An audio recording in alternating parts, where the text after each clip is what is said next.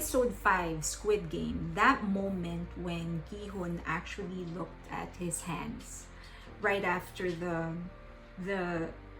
the tug of war game, I think it was very telling and it was a very powerful moment. Our hand is how we make things, right? That's how we make things tangible.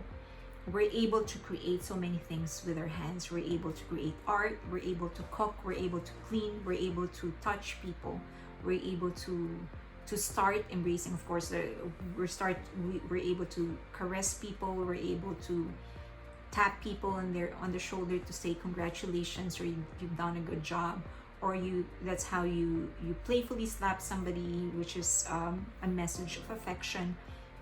It's a powerful body part, one of the most powerful body part that we have. And when Gi-hun was looking at his hand, he realized he with those hands he destroyed something, and he killed somebody. And it just made me realize how many times have we actually done something good or something bad, and actually just look at our hands and realize that that hand is what made us do. We were able to do it because we had those hands with us. So that was some very, very powerful moment to me. It changed him. He was like, okay, he used to just gamble with those hands, and it destroyed himself and, you know, of course, his mom and his relationship with his daughter. But this time he destroyed the lives of so many other people with those hands. Next is Ji-young's moment when she called out. They were going down the elevator from the game, and the priest was praying to God, thanking him for protecting him and stuff. And Ji-young actually called out the man and asked him, "Why are you praying? He wasn't the one. Your God wasn't the one who made us win. It was actually Sumo and the old man." And it just made me think just how much of God, how much of what we have done and what has happened was actually controlled by God. Like how much of it is it really because of free will? If you believe in that, if that's your faith, is it really us, or did God ever have a hand in it? It's just an interesting question that she posted, an interesting insight. Next is that you can actually see, this is probably my second glimpse of Gi-hun's smarts. Like he's actually a smart person when he wanted to.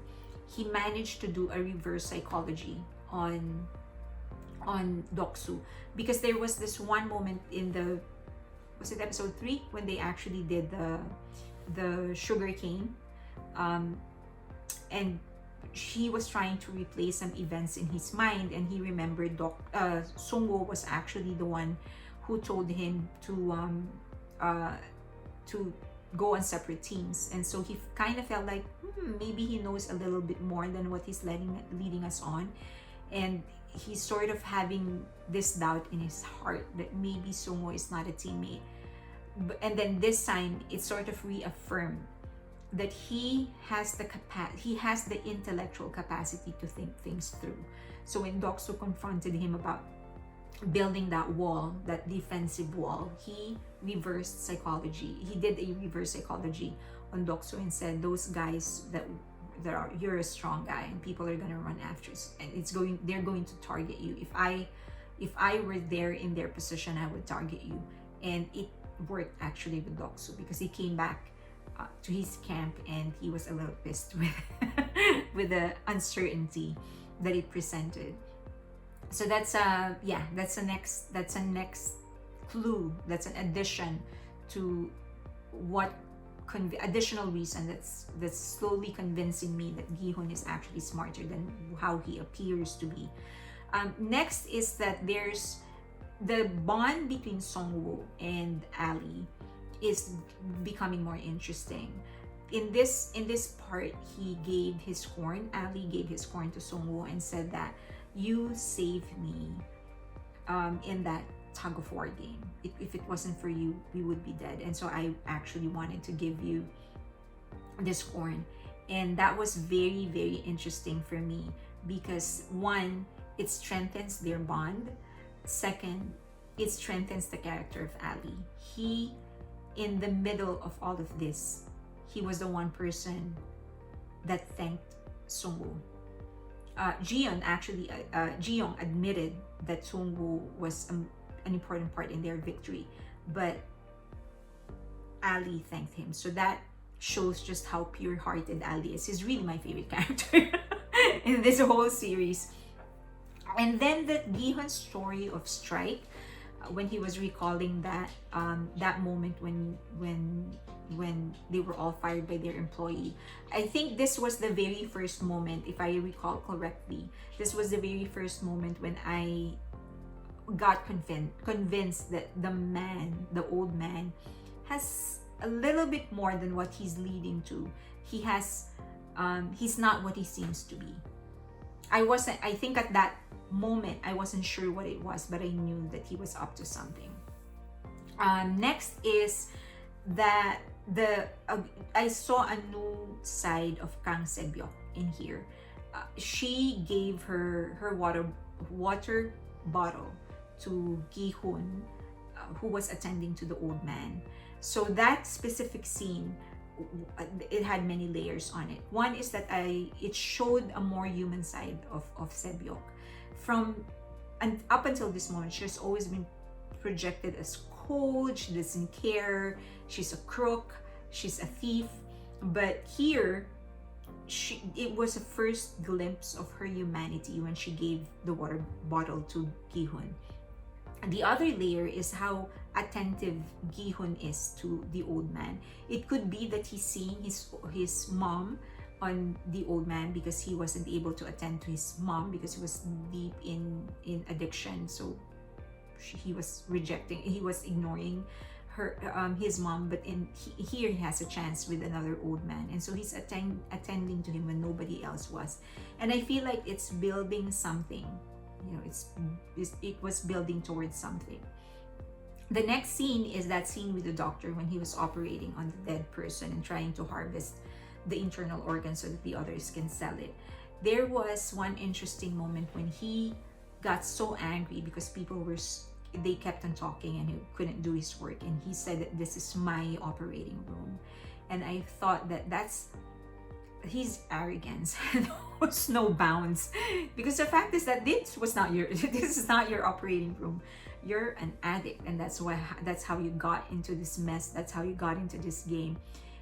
But I guess that's how people are. You will always look for ways on how to find your place, your superiority, even if there is none. And in that moment, he forgot. Just because he was holding a scalpel and operating somebody, he thought that it was his place, and it wasn't. He was just a puppet, but he couldn't see that. The other things so the next part, the intercutting scenes between Junho and the doctor, when they were chasing Junho and they were chasing the doctor, it wasn't each scene, so it was intercutting, but each scene was too long. Like Junho's part would be too long, and then the doctor's part would be too long, but it didn't create the intercutting scenes. They were supposed to make me excited, like, and then there's lack of parallel instances between the two, so I didn't feel so excited. But then the other part is that it was easy for the police officer to just break into the rooms. Like, you can just walk in, pick a lock and wherever. And I thought, like, well, if they can stage a game as complicated as this one, you would think that they would be able to, or they would make things more secure. But they didn't. It was easy for this police officer to just break into rooms. So that was just a little disappointing for me. I felt like maybe you could have created a bit more excitement if it was a little harder for him to get into rooms. Next and last for this episode is that you can just see how things are so organized. This has certainly, whoever created this game has a budget. It's billions of money to throw into this game. But even with how organized things are, how simple things are, that they've stripped people of their identity by putting masks on them, they've gathered hundreds of helpless people deep in debt. You would think that that whoever created this game, the frontman specifically being the personification of the control of the management that created this game, you would think that everyone would just submit themselves into whatever rules that they have.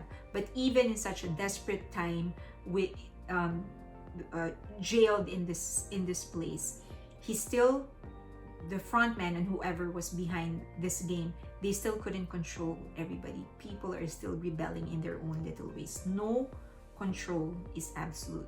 You cannot control a group of people and force them into submission. They will always rebel. It can happen in such a small group of people. It will happen in a country. But okay, so great episode though. I love episode 5, and let's get on to episode 6.